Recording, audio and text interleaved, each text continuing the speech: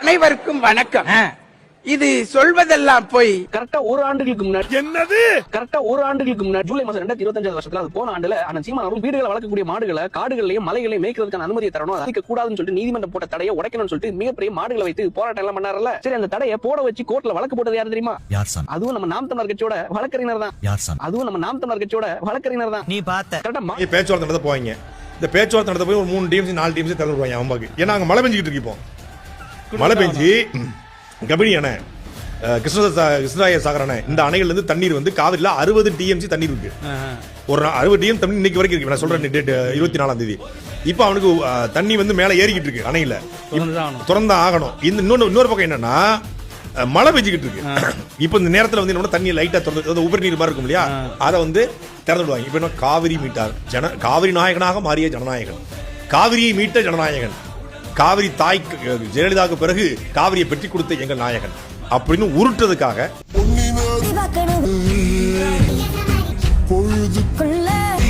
Hi hello வணக்கம் மக்களே. So இந்த வீடியோ நம்ம என்ன பார்க்க போறோம்னா, இப்போ பொதுவாக நம்ம ஏற்கனவே வண்டு முருகனை போட்டு அடின்னு அடிக்கிறோம். ஏன்னா மனுஷன் பொய் பேசுறதுல அவனை மாதிரி ஒன்னா நம்பர் வேற யாரும் இருக்க முடியாதுன்ற லெவலுக்காக நாமளும் பார்த்தீங்க அப்படின்னா வரும்போது வந்து பேசுறப்பெல்லாம் போட்டு அடின்னு அடிச்சுக்கிட்டு இருப்போம். ஆனாலும் இந்த வாய் எப்பயாவது அடங்குமான்னு கேட்டிங்கன்னா அடங்கவே மாட்டேங்குது. எப்பயாச்சும் ஏதாவது ஒரு பொய் கிடைச்சதுன்னா எடுத்துட்டு வந்து பேசிக்கிட்டு அடி வாங்குறதே வழக்கமா போச்சு இந்த வண்டு முருகனுக்கு. ஸோ இப்போ என்ன பண்ணி வச்சிருக்காரு பார்த்தீங்க அப்படின்னா, நம்ம ஏற்கனவே தீரன் திருமுருகன் அவர் நீ தெரியும், அதாவது ஏற்கனவே இந்த தாவேக்கா மேல வழக்க போட்டு அந்த ஒரு அரசாணையை வந்து நிப்பாட்டி வச்சிருக்காருல. ஸோ அதுக்கு அவர் மேல ஏதாச்சும் ஒண்ணு வந்து திருப்பி விடணும்ல, அவதூறு ஏதாவது பரப்பணும்ல. இப்ப அவருக்காக ஒரு அவதூறு எடுத்துட்டு வந்திருக்கான் கையில. ஸோ அது என்னன்றதை பார்ப்போம். அடுத்து இந்த தாவேக்காரங்க இங்கதான் எந்த அளவுக்கு ரூட் மாஃபியா வச்சு நம்மளை வந்து அதாவது தமிழக மக்களை கன்ஃபியூஸ் பண்ணி ஓட்டு வாங்கினானுங்கன்னா, வட மாநிலத்திலயும் பாத்தீங்க அப்படின்னா ஃபர்ஸ்ட் ஆளை வச்சு பேச வச்சுக்கிட்டு இருந்தாங்க. இப்ப என்னன்னா ஏஐ வச்சு பேச ஆரம்பிச்சுக்கிட்டு இருக்காங்க. आज ऑनलाइन वोटिंग हो ही जाए तो बताओ इन दोनों में से इंडिया का नेक्स्ट पीएम किसे बनता हुआ देखना चाहते हो? कमेंट करो मोदी जी के लिए ब्लैक हार्ट और हमारे विजय थलापति जी के लिए रेड हार्ट. देखते हैं कौन जीतता है. அது முழுக்க பாத்தீங்க அப்படின்னா விஜய் இப்படி பண்ணிட்டாரு, விஜய் அப்படி பண்ணிட்டாரு, ஜியோ சிம் அதாவது முகேஷ் அம்பானிக்கு டஃப் கொடுத்துக்கிட்டு இருக்காருன்னு சொல்லி என்னென்னமோ பேசிக்கிட்டு இருக்காங்க. என்னடா அது ஏஐ வச்சு பிராடுத்தனம் பண்ணிக்கிட்டு இருக்கீங்கன்ற மாதிரி தான் இருக்கு.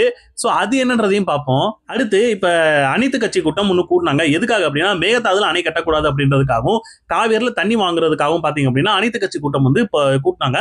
அதுல சீமானன் கலந்துக்கிட்டாரு, இன்னும் 2-3 கட்சிகள் எல்லாமே கலந்துக்கிட்டாங்க. ஸோ அதுல சீமானன் என்ன பேசியிருக்காரு அதுன்றதையும் பார்ப்போம். இது ஒரு பக்கம் இருந்துச்சுன்னா, இப்ப மழை பெஞ்சு அணையில வந்து தண்ணி ரெம்பி போய் கிடக்கு. இப்ப அது திறந்து விடலைன்னா அந்த பக்கம் கர்நாடகா மிதந்துரும். அதனால அவங்க என்ன சொல்றது, தண்ணி ரொம்பி மேல இருந்து தண்ணி வரக்கூடிய தண்ணிய இனிமே இப்படி விட்டோம் அப்படின்னா அணை வந்து உடஞ்சு போயிருன்னு சொல்லிட்டு வரக்கூடிய தண்ணி எடுத்துக்கிட்டு பாத்தீங்களா விஜய் மாசு அப்படி இப்படின்னு சொல்லி அதுக்கு ஒரு இது ஏன்டா இப்படி எல்லாம் பேசிக்கிருக்கின்ற மாதிரி தான் இருக்கு. ஸோ இது எல்லாத்தையுமே டீட்டெயிலாக இந்த வீடியோல பார்க்க போறோம். வீடியோ பார்க்க நம்ம சேனல் ஃபர்ஸ்ட் டைம் பாக்குறீங்க அப்படின்னா ஒரு லைக் ஒரு சப்ஸ்கிரைப் பண்ணீங்க, அப்பதான் நிறைய பேருக்கு இந்த வீடியோ சஜஷன் ஆகும். வாங்க வீடியோ நம்ம பார்க்க போறது யார் பாத்தீங்க அப்படின்னா வண்டு முருகனை முதல்ல அடிச்சுட்டு அதுக்கப்புறம் மற்ற விஷயத்துக்கு போவோம். இந்த வக்கீல் வண்டு முருகன் சும்மாவே இருக்க மாட்டான் போல இருக்கு. எதுக்காக அப்படின்னா இப்ப தாவேக்காவுக்கு பயங்கரமான ஒரு அடி, குறிப்பா கரூர் விஷயத்துல அவங்களுக்கு கொடுத்த அந்த என்ன சொல்றது கவர்மெண்ட் வேலையை வந்து நீங்க கொடுக்க கூடாதுன்னு சொல்லி நிப்பாட்டி வச்சிருக்காங்க. நாம் தமிழரா இருக்கட்டும், திமுக இன்னும் 2-3 கட்சிகள் பாத்தீங்க அப்படின்னா வழக்கறிஞரா பொதுநலமா பாத்தீங்கன்னா இந்த ஒரு வழக்கை தொடுத்து இந்த தீர்ப்பை வந்து வாங்கி வச்சிருக்காங்க. இதுக்கப்புறம் அவங்க உச்ச நீதிமன்றத்தை போராடுற மாதிரி எல்லாம் பேசிக்கிட்டு இருக்காங்க. அதுக்கு முன்னாடி இந்த தீரன் திருமுருகன் இந்த மாதிரிலாம் பண்ணிட்டு இருக்காரு, இன்னும் வேற ஏதாச்சும் பண்ணிடுவாருன்னு பயந்துகிட்டு இந்த ஆள் யாரு நம்ம வக்கீல் வண்டு முருகன் என்ன பண்ணிட்டு இருக்காரு தெரியுமா, அவர் மேல ஏதாச்சும் ஒரு அவதூறை பரப்பும். அவர் பரப்பக்கூடிய அவதூறு என்ன அப்படின்னா, இப்ப போன வருஷம் சீமானன்னே ஒரு போராட்டம் ஒன்று பண்ணியிருந்தாரு. மேய்ச்சல் நிலத்துல மாடுகளை போய் மேய்க்கணும் அப்படின்றது மாதிரி ஒரு அதை வந்து தடுத்து வச்சிருந்தாங்க, வனத்துறையினர் வந்து தடுத்து வச்சிருந்தாங்க. ஸோ அதை மீறி சீமானன் அந்த களத்துல இறங்கி அந்த மாடெல்லாம் மேய்க்கிற மாதிரி ஒரு விஷயத்தை போராட்டம் வந்து நடத்தினாரு.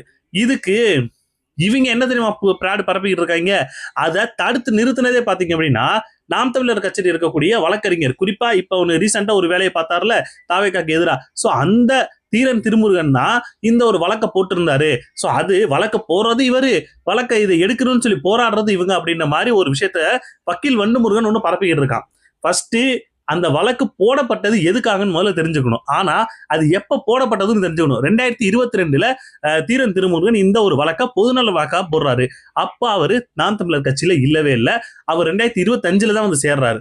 சோ 2022 எதுக்காக வழக்கு போறாரு அப்படின்னா, மேய்ச்சல் நிலங்களை மாடுகளை மேய்க்கலாம், அதுல எந்த ஒரு தப்புமே கிடையாது. ஆனா கட்டுப்படுத்தப்பட்ட வனப்பகுதிக்குள்ள இந்த மாதிரி மாடுகளை இது பண்றதும், புலிகள் அந்த இருக்கிற இடத்துல இந்த மாதிரி இது பண்றதும், சோ அதை பண்ணக்கூடாது அப்படின்றதுக்காக அவர் ஒரு வழக்கு போடுறாரு. ஆனா இவனுங்க என்ன தெரியுமா பண்றானுங்க, முழுசா அந்த பகுதிக்குள்ளேயே மாடுகளை விடாம, மேய்ச்சல் நிலத்துக்குள்ளேயே மாடுகள் விடாம எல்லா பகுதியும் தடுத்து வச்சிடறாங்க, மேய்ச்சலுக்கு விடாம. சோ இதுக்கு எதிர்த்து தான் சீமானன்னே ஒரு இது பண்ணாரு. ஆனா இவனுக்கு எப்படி மாத்தி வச்சிருக்கான்னு பாருங்க. மேய்ச்சல் நிலத்துல மாடுகளை விடக்கூடாதுன்னு சொல்லி கம்ப்ளைண்ட் பண்ணதும் பாத்தீங்கன்னா இவங்கள நாம் தமிழர் கட்சி தான். அதை வந்து மேய்ச்சல் நிலத்துல மாடுகளை மேய்க்கணும்னு சொல்லி போராடுறது நாம் தமிழர் கட்சின்னு சொல்லி இவனுங்க வேற மாதிரி கொண்டு போயிட்டு இருக்கானுங்க. டே யாரா நீங்க? அது வக்கீல் வண்டுமுருகன் இதையும் சொல்றான். 2022 வந்து இந்த மாதிரி ஒரு வழக்கு போடுறாங்க, 2025 இந்த மாதிரி போராட்டம் நடத்துறாங்கன்னு. இதுலே தெரிஞ்சுக்கலாம் 2022 போட போகும்போது தீரன் திருமுருகன் வந்து நாம் தமிழர் கட்சியில இல்ல. ஆனா அவர் போட்ட வழக்கு என்னன்றத அவரே ஒரு வீடியோல தெளிவா சொல்லியிருப்பாரு. இந்த மாதிரி இந்த ஒரு விஷயத்துக்காக தான் மேய்ச்சல் நிலத்துல மேய்க்கிறது வந்து எனக்கு ஒன்றும் பிரச்சனை இல்லை. ஆனா இந்த மாதிரி ஒரு விஷயம் பண்ணும்போது அங்க இருக்கிற மான்களா இருக்கட்டும், நிறைய வன உயிர்கள் பாத்தீங்கன்னா ரொம்ப பாதிக்கப்படுது அப்படின்றதுக்காக அவர் ஒரு இந்த விஷயத்த கொண்டு வந்திருந்தாரு. அது எந்த ஒரு தப்புமே கிடையாது. மேய்ச்சல் நிலத்துல மேய்க்கலாம், ஆனா அதை விட்டுட்டு வேற இதுல மேய்க்கிறது வந்து தப்புன்றது மாதிரி தான் அவர் பேசியிருப்பாரு. மேய்ச்சல் நில இவங்க அதை மூடுறேன்ற பேர்ல எல்லாத்தையும் மூடி வச்சுட்டானுங்க. சோ இதுக்குத்தான் சீமான் அண்ணே அது போராடி அந்த இதை வந்து இது பண்ணி கொடுத்தாரு. சோ அதை இவனுங்க இந்த மாதிரி பேசிட்டு இருக்காங்க. டே வண்டு முருகா, ஏதாவது ஒண்ணு சரியா சொன்னா பரவாயில்ல, பேசுறதெல்லாம் தப்பு தப்பா பேசி அடி வாங்குறதே ஒரு வேலையா வச்சுக்கிட்டு இருக்கா வக்கீல். பேசக்கூடிய அண்ணன் சீமான் அவர்களுக்கு நேர் பின்னாடி நின்று திரு திருன்னு முழிக்கிறத பாருங்களேன். அதுவும் நாம் தமிழர் கட்சியோட வழக்கறிஞர் தான். வாய்க்கு வந்தபடி எல்லாம் பேசப்படாது. எதா இருந்தாலும் நியாயமா பேசணுமா இல்லையா? அந்த ஆள் என்ன சொன்ன? கரெக்டா ஒரு ஆண்டுகளுக்கு முன்னாடி ஏன் என்ன சொன்ன? கரெக்டா மார்ச் 4 2022 வருஷம். என்னங்க எனக்கு ஒண்ணுமே புரியலையா? டேய் பரமா படிடா, ஒழுங்கா படிடா. டேய் பரமா படிடா, ஒழுங்கா படிடா. இது என்ன பிரமாதம்? இதை விட பெசலைட் ஒண்ணு இருக்கு. தமிழர் கட்சியின் நிறுவனர் தீரன் திருமுருகன் அவர்கள் தன் கட்சி உறுப்பினர்களோடு நாம் தமிழர் இணைத்து கொள்கிறார். ஸோ அடுத்து பார்த்தீங்க அப்படின்னா, இந்த தாவேக்கா எந்த அளவுக்கு பயங்கரமா யோசிச்சுக்கிட்டு இருக்காங்கன்னு பார்த்தீங்கன்னா, நாம தமிழ்நாட்டுக்குள்ள யோசிச்சுக்கிட்டு இருந்தா அவங்க நேஷனல் லெவல்ல போயிட்டாங்க. குறிப்பா வட மாநிலத்திலும் ஏற்கனவே நிறைய ஆட்களை வச்சு ஆளுகளை பேச வைக்கிற மாதிரி, அதாவது தளபதி விஜய் வந்து இந்த மாதிரி பண்ணிட்டாரு, தளபதி விஜய் அந்த மாதிரி பண்ணிட்டாருன்னு மாதிரி ஒரு பொய் ப்ரொபகண்டா வந்து பரப்பி இருந்தானுங்க. இப்ப என்ன பண்ணிட்டு இருக்காங்கன்னா, ஆளுகளை வச்சு பேசினா ஏதாச்சும் ஒரு பிரச்சனை ஆகுது அப்படின்றதுக்காக ஏஐ ஆர்டிபிஷியல் இன்டெலிஜென்ஸ்ல செஞ்சு ஒரு பொண்ணு பேசுற மாதிரியே இவனுங்க ஒரு பிராடத்தனம் பண்ணிட்டு இருக்கானுங்க. என்னென்ன சொல்றாங்கன்னு பாருங்களேன். ஜியோ சிம்ல, அதாவது விஜய் தளபதி ஒரு விஷயம் பண்ணிட்டாராம். என்ன அப்படின்னா, மோதியோட ஃப்ரெண்டா இருக்கக்கூடிய முகேஷ் அம்பானிக்கு டஃப் கொடுக்குற மாதிரி ஒரு விஷயம் பண்ணியிருக்காராம். குறிப்பா தமிழ்நாட்டுல ஜியோ சிம்ல ₹1 ஏத்தினாலும் முழுக்க முழுக்க ஜியோ சிம்மை பந்து பண்ணி, அதாவது ஜியோ சிம்மை மூடிடுவேன்ற லெவலுக்கு தளபதி விஜய் வந்து ஆர்டர் போட்டிருக்காராமா. இது எப்படா நடந்துச்சு? இது எப்ப நடந்துச்சு? இன்னொரு விஷயம், எத்தனால் பெட்ரோல் வந்து தமிழ்நாட்டுக்குள்ள வரவே கூடாதுன்னு சொல்லி விஜய் அவர்கள் வந்து ஆர்டர் போட்டு பாஸ் பண்ணியிருக்காருன்னு சொல்லி அந்த பொண்ணு சொல்லிட்டு இருக்கு. அது பொண்ணு கிடையாது, ஏஐ. அடுத்து இன்னொன்னு, அடுத்த 2029 PM போட்டியில வந்து விஜய் நின்னா உங்களுக்கு ஓட்டு கிடைக்கும், ஓட்டு போடுவீங்களா இல்ல மோதிக்கு நீங்க ஓட்டு போடுவீங்களான்னு சொல்லி இப்பவே பாத்தீங்க அப்படின்னா ஓட்டிங்கோட இது பண்ண ஆரம்பிச்சுட்டானுங்க. தளபதியோட தமிழ்நாடு எப்படி முன்னேறாம இருக்கும்? ஏன்னா எந்த ஒரு மாநிலத்துல பொண்ணுங்களுக்கு போலீஸே வந்து பாதுகாப்பு கொடுக்கறாங்களோ, ஆயிட்டா அது 8 வயசு குழந்தையா இருந்தாலும் சரி, 28 வயசு பெண்ணா இருந்தாலும் சரி, அவங்கள நேரடியா என்கவுண்டர் பண்ணிடுவாங்க. விஜய் தளபதியோட இந்த முடிவு மோடிஜியோட நண்பர் முகேஷ் அம்பானிக்கே வேர்க்க வச்சிருச்சு. இனிமே ஜியோ சிம் ரீசார்ஜ்களை ₹1 அதிகமானாலும் தமிழ்நாடு முழுக்க ஜியோ சிம்மையே பேன் பண்ணிடுவோம்னு சொல்லிட்டாரு. आज ऑनलाइन वोटिंग हो ही जाए तो बताओ इन दोनों में से इंडिया का नेक्स्ट पीएम किसे बनता हुआ देखना चाहते हो? कमेंट करो मोदी जी के लिए ब्लैक हार्ट और हमारे विजय थलापति जी के लिए रेड हार्ट. देखते हैं कौन जीतता है. ஏண்டா எதையாவது ஒண்ணு பரப்பணும் அப்படின்றதுக்காக அடுத்து பாத்தீங்க அப்படின்னா, பெண்களுக்கு வந்து பாதுகாப்புக்காக விஜய் அவர்கள் வந்து ஒரு முக்கியமான ஒரு ஆர்டர் வந்து பாஸ் பண்ணியிருக்காரு. குறிப்பா பெண்கள் இந்த மாதிரி தப்பான இதுல பண்ணீங்க அப்படின்னா என்கவுண்டர் பண்ணிடுவோம்னு சொல்லி விஜய் வந்து ஆர்டர் போட்டிருக்கிறதாவும், இதை வட மாநிலத்தை ஃபுல்லா பரப்பிட்டு இருக்கானுங்க. டே ரூட் மாஃபியா, எங்க இருந்து எங்கடா போயிட்டு இருக்கீங்க? எனக்கு ஒரு விஷயம் நல்லா தோணுச்சுங்க. என்ன அப்படின்னா, தேர்தலுக்கு முன்னாடி இவனுக்கு எந்த அளவுக்கு வந்து ஆக்டிவா இருந்தானுங்களோ இது அப்படியே குறைஞ்சு போச்சு. எந்த ஒரு இதுவுமே இல்ல, நார்மலான மோடுக்கு போயிட்டானுங்க. இப்ப பேசிக்கிறதுக்கு முழுக்க முழுக்க பாத்தீங்க அப்படின்னா இவங்க ரசிகர்களா இருக்கிறவங்க மட்டும்தான் கமெண்ட்ஸ்ல வந்து கதறி இருப்பானுங்க. ஆனா இப்ப எந்த அளவுக்குமே யாரும் எதுவும் பண்றது இல்லையேன்னு யோசிக்கும் போது எல்லாம் வட மாநிலத்துக்கு கொடுத்துட்டாங்க போல இருக்கு. இப்போ ஸ்டேட் லெவல்ல முடிஞ்சிச்சு, இப்ப நேஷனல் லெவல்ல போயிருவோன்ட்டு பிஎம்க்கு வந்து போட்டி போட்டுக்கிட்டு இருக்காராமா. நான் ஒன்று கேட்குறேன், முதல்ல தமிழ்நாட்டில் உள்ள பிரச்சனையை முதல்ல முடிங்க சார், அதுக்கப்புறம் நேஷனல் லெவலில் போகலாம். தமிழ்நாட்டில் உள்ள பிரச்சனையை வந்து ரியலாக முடிங்க, ரீல் போட்டு இது முடிச்சுக்கிட்டு இருக்காதீங்க. அதுதான் மிகப்பெரிய தப்பு. அது அதுக்கு கீழே கமெண்ட்ஸில் போய் பார்த்தீங்க அப்படின்னா வச்சு கிளிச்சு இந்த மாதிரி ஒரு விஷயம் எங்களுக்கே தெரியாதுடா, அது நடக்கவே இல்லைடான்னு சொல்லி அவங்க போராடிக்கிட்டு இருக்காங்க. குறிப்பாக அந்த பொண்ணு பேசக்கூடிய அந்த ஏஐ வீடியோவில் பார்த்தீங்கன்னா 2 மில்லியன் ஃபாலோவர்ஸுங்க. அந்த வீடியோல வரக்கூடிய அவ்வளோ கமெண்ட்ஸ் இதெல்லாம் பாத்தீங்க அப்படின்னா அவ்வளவு பேர் கமெண்ட்ஸ் பண்ணி வச்சிருக்காங்க. அப்ப பாத்துக்கங்க எந்த லெவலுக்கு போயிட்டு இருக்காங்கன்ட்டு. அடுத்து பாத்தீங்கன்னா அனைத்து கட்சி கூட்டம் ஒண்ணு நடந்துகிட்டு இருந்துச்சு.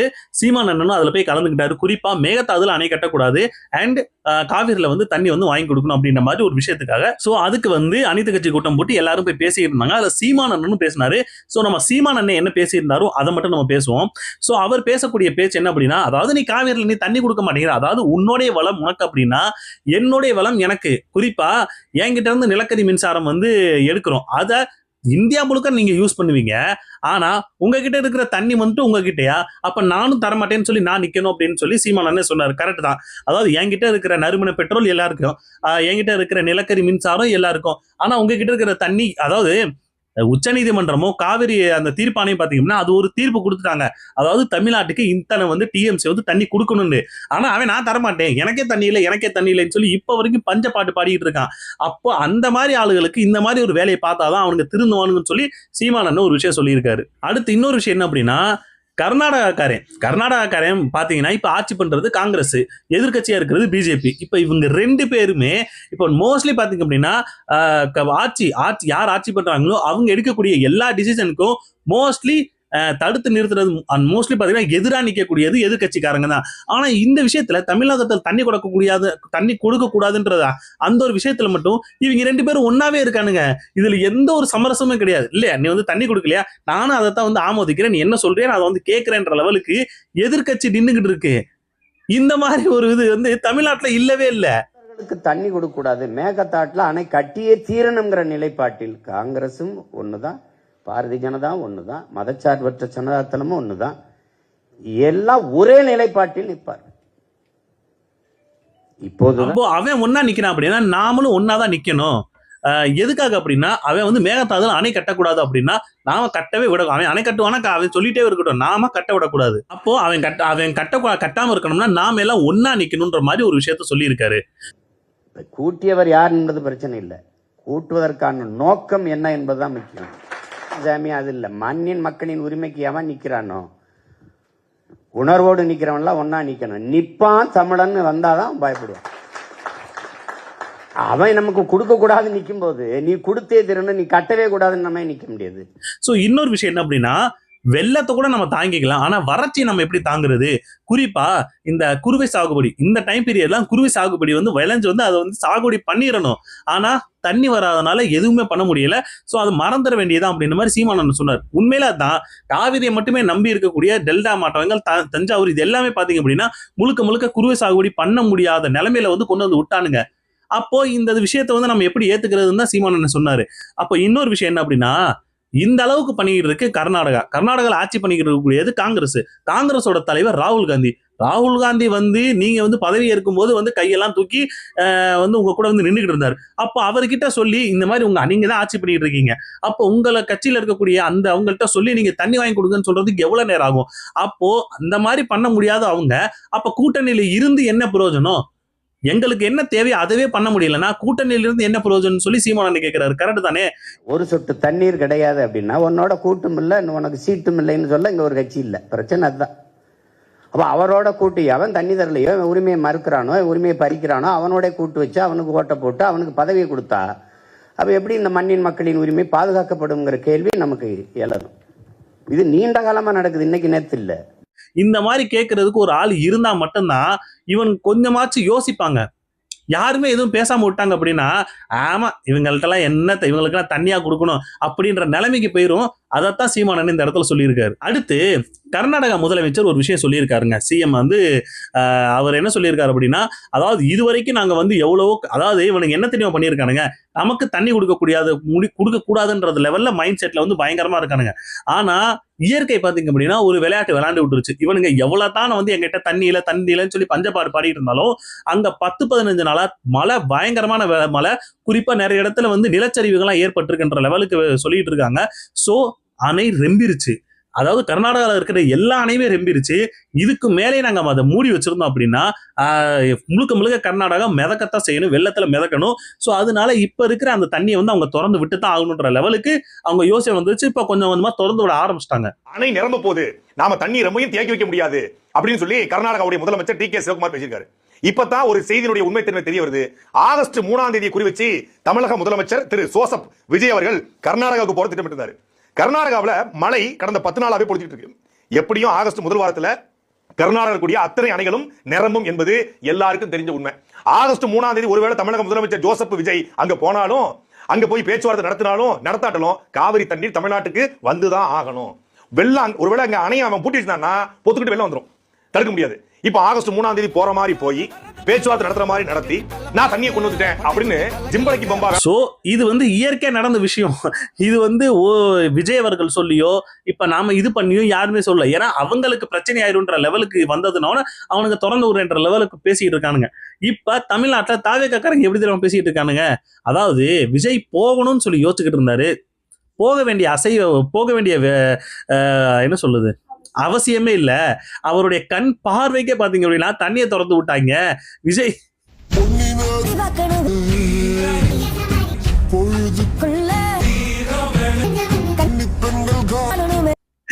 என்னென்ன சொல்லி வச்சிருக்காங்கன்றீங்க. நான் அதை பாக்குறேன். அதுல ஒரு பின்னாடி பிஜிஎம் போட்டு தண்ணி வர்ற போது மேல ஒண்ணு கீழே விஜய் பாத்தீங்கன்னா பயங்கரமா காவிரியை மீட்டார் விஜய், காவிரியை இது பண்ணிட்டார். என்னடா அது, அவனுங்களா பாவம் பார்த்து வந்து திறந்து விட்டுருக்காங்க. குறிப்பா அவனுங்களுக்கு ஏதாவது பிரச்சனையா இருக்கும்னு சொல்லி திறந்து விட்டுருக்காங்க. இதை நேத்து சாட்டை அண்ணன் வந்து ஒரு விஷயம் சொல்லிட்டு இருந்தார், நான் பார்த்தேன். அதாவது 3ஆம் தேதி திறக்கணுமா. இப்ப ஏற்கனவே அவங்க அணை நிரம்பிருச்சு. இதை ஒரு கணக்குப்படி வச்சிருந்தானுங்க. விஜய் அவர்கள் அங்க போகணும், போயிட்டு கர்நாடக சிஎம் வந்து சந்திக்கணும். சந்திச்சதுக்கு அப்புறம் இந்த ஒரு தண்ணியை திறந்து விட்டோம்னா அதை ஒரு பெரிய ஒரு வைரல் ஆக்கிரும். விஜய் போய் பாத்தீங்கன்னா தண்ணி வாங்கி கொடுத்துட்டாரு அப்படின்ற மாதிரி ஒரு விஷயத்த கொண்டு வரணும். அந்த ஒரு மைண்ட் செட்டுக்கு தான் வச்சிருந்தானுங்க.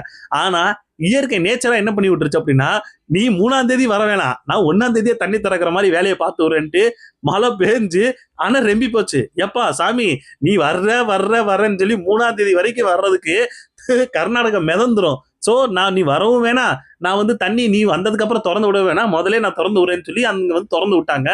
இத கர்நாடகா சிஎம் அபிஷியலாவே அனௌன்ஸ் பண்ணிட்டாரு. இத தாவேக்காரங்க எடுத்து பயங்கரமா பேசிக்கிட்டு இருக்கானுங்க. அண்ணன் போகாமலே வேலையை பார்த்துட்டாரு. போனாதான்டா வேலை பார்த்துருக்கணும், போகாம எப்படா வேலை பார்க்கறது. அவனுடைய ஏற்கனவே பாத்தீங்க அப்படின்னா விஜய் அவர்கள் வர்றாருன்னு சொன்னோன்னே விஜயோட போஸ்டரை கிழிக்கிறது, விஜய் என்னென்னமோ பண்ணிக்கிட்டு இருந்தாங்க. குறிப்பா சிஎம்ஏ விஜய் கர்நாடகா சிஎம் என்ன சொல்லியிருக்காருன்னா, வரவே வேணாம் ஜாபி, நீங்க வரவே வேணாம், இங்க பயங்கரமான ஒரு பிரச்சனை ஓடிக்கிட்டு இருக்கு, நீங்க வந்தீங்கன்னா அது இன்னும் தான் அதிகமாயிரும்னு சொல்லி வர வேணாம்னு சொன்ன ஒருத்தர் இப்ப இவர் இங்க இருந்தே வேலையை பார்த்துட்டாருன்னு சொன்னா என்னன்னு சொல்றது இவங்கள. அடுத்து விஜய் அவர்களை வந்து விவசாயிகளா இருக்கக்கூடிய நிறைய பேர் பாத்தீங்கன்னா இப்ப கழுவி ஊத்திக்கிட்டு இருக்காங்க. அதுல ஒரு விஷயமா பார்க்க போனோம் அப்படின்னா, இப்ப மக்கள் போராட்டத்தில் இறங்கியிருக்காங்க. குறிப்பா விவசாயிகள் என்ன சொல்லியிருக்காங்கன்னா, தள்ளுபடி, அதாவது விவசாயத்துக்கு வந்து நீங்க வந்து தள்ளுபடி பண்றேன்னு சொன்னீங்க, நாங்க என்ன உங்கள்ட்ட கேட்டோமா, நீங்களா வந்தீங்க தள்ளுபடி பண்றேன்னு நீங்க, நாங்க அதை நம்பி ஓட்டு போட்டோம். இப்ப என்னன்னா தள்ளுபடியும் பண்ணல, 6 சிலிண்டர் வந்தோன்னு கொடுக்குறேன் நீங்க, அதையும் கொடுக்கல, என்ன சொல்ற எதையுமே பண்ண மாட்டேங்கிறீங்கன்னா அப்புறம் எதுக்கு எங்கள்கிட்ட ஓட்டு கேட்டு வந்தீங்கன்னு சொல்லி இப்ப இருக்கிற விவசாயிகள் போராடிக்கிட்டு இருக்காங்க. போய் கேட்டா நாங்களா போய் விவசாயத்துல போய் கேட்டோம் எங்களுக்கு தள்ளுபடி கொடுன்னு, ஓட்டு கேட்கறதுக்குள்ள தள்ளுபடி கொடுக்கணும்னு சொன்னாங்கல்ல. 6 சிலிண்டர் தள்ளுபடி, கூட்டுறவு சங்கம் பூரா தள்ளுபடி அப்படின்னு சொல்லிவிட்டு இன்னைக்கு ஏன் ஒண்ணு கூட இல்லைன்னு சொல்றாங்க. நாங்களும் அதான் கேட்கிறோம். இவ்வளவு வருஷமா உங்க கூட நின்றுகிட்டு இருந்தவனை நம்பாம 2 வருஷத்துல வந்தவனை எப்படி நம்பி நீங்க ஓட்டு போட்டீங்கன்றத நாங்களும் கேட்கிறோம். இவ்வளவு வருஷமா உங்க கூட நின்றுகிட்டு இருந்தவன் உங்களுக்கு பண்ணாதத வந்த 2 வருஷத்துல வந்து ஒருத்தன் பொய்ய சொல்லி உங்களை நம்ப வைக்க முடியும்னா எப்படி இருக்கு உங்க மனநிலைன்னு சொல்லி நீங்களே யோசிச்சுங்க. விவசாயிகள்கிட்ட தான் நான் இந்த கேள்வி கேட்கிறேன். ஏன்னா உங்களுக்காக எவ்வளவோ போராடி எவ்வளவுலாம் பார்த்து ஒன்னும் உங்கள்கிட்ட இருந்து முடியல. ஆனாலும் 2 வருஷத்துல ஒருத்தர் உங்கள்கிட்ட ஈஸியா ஏமாத்திட்டு போற முடியும்னா அப்படித்தான் இருக்கு உங்களுடைய நிலைமை. அடுத்து நம்ம நிர்மல்குமார் இருக்காருல்ல, அவர் ஒரு விஷயம் இப்ப சொல்லியிருக்காரு. என்ன அப்படின்னா, தமிழகத்துல இருக்கக்கூடிய எதிர்கட்சிகளா இருக்கட்டும், இன்னும் நிறைய பேர் பாத்தீங்க அப்படின்னா தமிழகத்துக்கு தண்ணீர் எப்படி விஜய் கொண்டு வந்துடக்கூடாதுன்ற நிலை இதுல ரொம்ப உறுதியா இருக்குமா. எப்படி நாம உறுதியா இருக்குமா, கர்நாடகால அங்க இருக்கிற கட்சிகள் பாத்தீங்க அப்படின்னா தண்ணி கொடுக்க கூடாதுன்னு சொல்லி அவங்க எப்படி உறுதியா இருக்காங்களோ, அதே மாதிரி தமிழ்நாட்டுல இருக்கக்கூடிய கட்சிகள், அது குறிப்பா எதிர்கட்சியா இருக்கக்கூடிய என்ன எல்லாரும் பாத்தீங்க அப்படின்னா விஜய் தமிழகத்துக்கு தண்ணி கொண்டு வந்துடக்கூடாதுன்ற லெவலுக்கு நாம யோசிச்சுக்கிட்டு இருக்கோமா. ஒரு விஷயம் எல்லாரும் புரிஞ்சுக்கணும். கர்நாடகாவில் இருக்கிற எல்லா கட்சிகளுக்கும் ஒரே நிலைப்பாடு என்னன்னா, தமிழ்நாட்டுக்கு தண்ணி விடக்கூடாது. ஆனால் இங்க இருக்கிற கட்சிகளுக்கு என்ன பிரச்சனைனா, ஏதாவது ஒரு வகையில தமிழக அரசு எந்த விதத்திலும் தண்ணீரை கொண்டு வரக்கூடாதுன்னு வேலை பார்க்கறாங்க. என்னடா அது, என்னையா அது, என்ன புதுசா நம்ம கிளப்பி விட்டுக்கிட்டு இருக்கீங்க? நாங்க எதுக்கு தண்ணி வாங்கி கொடுங்கன்னு தான் பேசிக்கிட்டு இருக்கோம். தண்ணி வாங்கி கொடுக்க வேணாம் நாங்க எங்கேயா பேசணும்? என்னையா என்ன இது? ஒரு அமைச்சரா இருந்துட்டு இந்த மாதிரி எல்லாம் பேசலாமா? அதுக்கு அப்புறம் அனைத்து கட்சி கூட்டம் சொல்லி இன்னைக்கு கூட்டி நிறைய கட்சிகள்லாம் போய் அந்த இதுல கலந்துக்கிட்டாங்க. எதுக்காக தாவேகா போய் கலந்துக்கல? எதுக்காக திமுக போய் கலந்துக்கல? ஏன்னா இவங்களுக்கு தெரியும் இந்த இதுல போய் கலந்துக்கிட்டோம் அப்படின்னா நம்மளை நல்லா வச்சு செய்யும் செஞ்சிருவானுங்க. ஆனாலும் நமக்கு தண்ணி வாங்கி கொடுங்கன்னு சொல்லி இந்த கட்சியில தான் இந்த அனைத்து கட்சி கூட்டத்துல பேசியிருக்காங்க. அதை விட்டுவிட்டு இப்ப அதாவது எதிர்கட்சிகளும் சேர்ந்துக்கிட்டு தமிழ்நாட்டுக்கு தண்ணி வாங்கி கொடுக்க கூடாதுன்னு ஒரே குறிக்கோளா இருக்காங்களா. குறிப்பா பிஜேபியோட கூட்டணி சேர்ந்துக்கிட்டு அவங்களுடைய மொத்த குறிக்கோளை எந்த வகையிலாவது முதல்வர் அவர்கள் இந்த இதுக்கு சுமூகமான தீர்வு கண்டுவிடுவார்ன்ற ஒரு பயத்துல தமிழகத்தில் இருக்கிற கட்சிகள் அனைத்தும் பாரதிய ஜனதா கட்சியோடு சேர்ந்து கொண்டு தமிழகத்திற்கு எதிராக செயல்பட்டு வராங்க. என்ன சார், என்ன வாயில அடிச்சு விடுறதா? கடைசியா பார்க்க போனோம்னா, நேத்து புஷியானந்த் அவர்கள், அதாவது அவர் தான் நீர்வளத்துறை அமைச்சர், இப்ப நடந்துகிட்டு இருக்கிற நிறைய பிரச்சனைகளுக்கும் பதில் சொல்ல வேண்டியது அவர் தான். ஆனா அவர்கிட்ட எப்ப கேள்வி கேட்டாலும் ஏமா சுந்தரி நல்லா இருக்கியா அப்படின்ட்டு கிளம்பி போயிடாரு. இன்னொரு பக்கம் பாத்தீங்க அப்படின்னா, சார் அண்ணா நான் வரட்டானான்ட்டு அவர் ஒரு பக்கம். நேத்து பாத்தீங்க அப்படின்னா சிரிச்சுக்கிட்டே வணக்கம் போட்டுட்டு அங்கிட்டு இருந்து கிளம்பி ஓடிட்டாரு. இதுக்கு முட்டு கொடுக்கறேன்ற பேர் வழியில நம்ம கல்வித்துறை அமைச்சர் ராஜமோகன் இருக்காருல்ல, அவர் ஒரு விஷயம் என்ன சொல்றாரு அப்படின்னா, அவர் ஒரு அவசர வேலைக்காக போயிட்டு இருக்காரு. அப்படி போயிட்டு இருக்கிறவர்கிட்ட போய் நீங்க மைக்க நீட்டி கேள்வி கேட்டீங்கன்னா அவர் எப்படி பதில் சொல்லுவாரு? அவர் ஏதோ ஒரு காரணத்துக்காக போகலாம், இல்ல இயற்கையா கூட ஏதோ ஒரு அவசரத்துக்கு போகலாம். அப்ப நீங்க மைக் அவர் பரபரப்பா ஒரு இடத்திற்கு அவசரமாக சென்று கொண்டிருந்தார். அவர் இந்த துறையில அவருக்கு தெரியாததில்லை. அவர் எல்லாத்தையுமே சரியான நேரத்தில் பேசுவார். ஒரு இடத்துல அவசரமா போன ஒரு மனிதர்கிட்ட இடைநிறுத்தி, நீங்களே ஒரு இடத்துக்கு அவசரமா போறீங்க, ஒரு விழாக்கு போவீங்க, வேற எங்கேயாவது உங்களுக்கு ஒரு இயற்கையான ஒரு அவசரத்துக்கு போவீங்க, உங்களுக்கு குறுக்க புகுந்து அது மாதிரி செய்வது அது எத்தனை வாட்டின்னு கேட்கிறேன். இதோட ஒரு 3 வாட்டி நானே வீடியோல பார்த்துட்டேன். 3 வாட்டி நானே இப்ப என்னென்ன விஷயம் நான் சொல்லிட்டேன். 3 தடவை அவர்கிட்ட கேள்வி கேட்டோம், எந்த ஒரு பதிலும் சொல்லாம 3 தடவையும் என்ன அவசரத்துக்கு சார் போனாருன்னு நீங்க சொன்னீங்கன்னா நாங்க கொஞ்சம் தெளிவாய்க்குவோம். ஏன்னா தெரிஞ்சவங்கள்ட்ட கேள்வி கேட்கலாம், அதாவது பதில் தெரிஞ்சவங்கள்ட்ட கேள்வி கேட்கலாம். அவங்கள்ட்ட கேள்வியே தெரியாதவங்கள்ட்ட என்ன கேள்வி கேட்டு என்ன பிரயோஜனம்? நானும் பத்திரிகையாளர்கிட்ட அதான் சொல்ல விரும்புறேன். என்ன அப்படின்னா, மோஸ்ட்லி தாவேகாவோட அமைச்சரா இருக்கட்டும் நிறைய பேர்கிட்ட முதல்ல கேள்வி கேட்கறத முதல்ல நிப்பாட்டுங்க. ஏன்னா அவங்களுக்கு என்ன கேள்வின்னு அவங்களுக்கு தெரியல. நான் ஏற்கனவே சொன்னதான், அனுபவம் இல்லாத நிறைய பேர் இந்த இடத்துல எம்எல்ஏவாகவும் அமைச்சராகவும் போய் உட்காந்துட்டாங்க. அவங்களுக்கு என்ன பண்றதுன்னு புரியறதுக்கே பாத்தீங்க அப்படின்னா பல வருஷம் ஆகும்.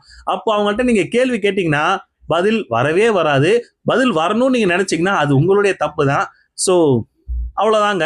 நீங்க என்ன நினைக்கிறீங்க? உங்களுடைய கருத்துக்களை பதிவு பண்ணுங்க. அடுத்த வீடியோல பாய்.